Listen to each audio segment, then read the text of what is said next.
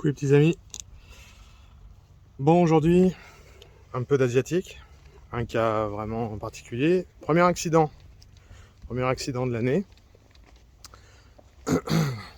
Donc c'est une piqûre et ça s'est arrangé avec un gonflement au doigt et des antibiotiques. Mais ça, on n'est pas tous égaux face aux réactions face aux piqûres plutôt, hein, on n'a pas tous les mêmes réactions. Donc cette dame, je crois que c'est une dame, s'en tire bien. Je vous montre. Allez, donc, une maison, ce qui est le plus ordinaire. Bon, là j'ai rajouté un petit scotch particulier. Vous avez vu celui qui est orange. Bon, vous avez repéré une boîte aux lettres. Voilà, classique. Et je vous montre. Donc là, avec le soleil, c'est pas évident. Le passage des frelons, il se fait par l'ancienne plaque où on peut mettre son nom pour voir s'il y a du courrier. On peut voir même à l'intérieur qu'il y a même du frelon, il y a même un frelon mort.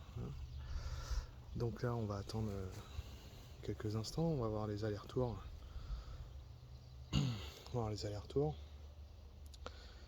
Donc c'est vraiment pour vous dire de faire attention.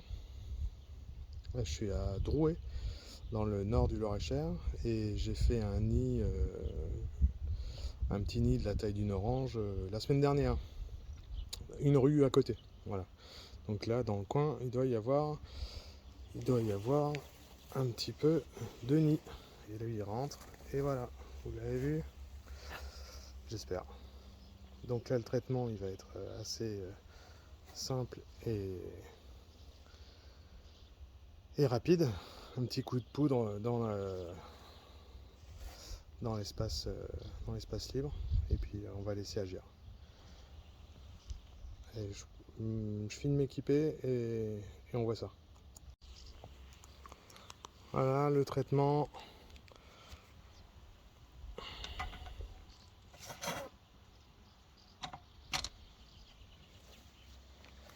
Pas besoin d'en mettre des tonnes.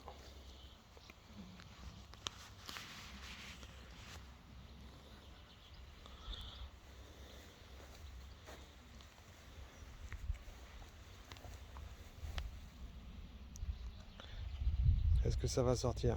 Peut-être bien même pas. Si, on entend bourdonner un petit peu.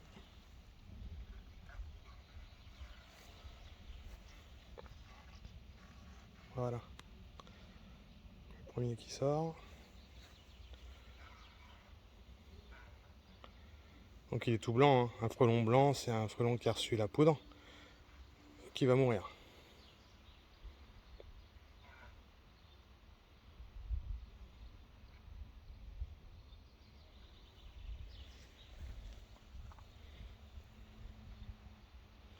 Donc l'intérêt de laisser les nids en place, et là de laisser entre autres le passage de la boîte aux lettres, c'est de permettre le retour au nid des frelons qui étaient partis au moment du traitement. Voilà. S'il y a des frelons qui étaient à l'extérieur au moment où j'ai envoyé l'insecticide, ils vont mourir que quand ils vont revenir au nid. Donc il ne faut absolument pas boucher l'entrée des nids, leur accès, il ne faut absolument pas les empêcher de revenir au nid. Et surtout pas enlever le nid. Voilà, pour qu'ils puissent rentrer et ensuite mourir. Il y a déjà quand même un petit peu de monde. 4-5 ouvrières. J'entends encore bourdonner, donc voilà. Là, vous voyez, comme celui-là par exemple, lui il n'a pas été traité, il revient de l'extérieur.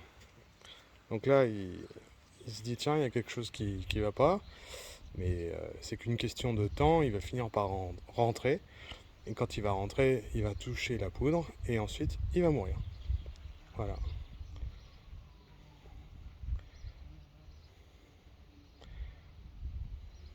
Voilà les petits amis. Eh bien, j'espère que cette vidéo vous aura été utile. Évidemment, c'est une maison qui est inoccupée. Donc ce qui fait que le courrier il n'est pas relevé régulièrement. Et c'est pour ça que les frelons ont eu le temps de s'installer discrètement et de faire un nid à l'intérieur. Si vous relevez votre courrier tous les jours, vous vous rendrez compte normalement de la présence, de la création d'un nid. Là, c'est une maison qui est inhabitée, on est vendredi, hein, pardon, la majeure partie du temps. Voilà, voilà. Bon, eh bien, je vous souhaite une bonne après-midi et un bon week-end, et à bientôt. Ciao, ciao!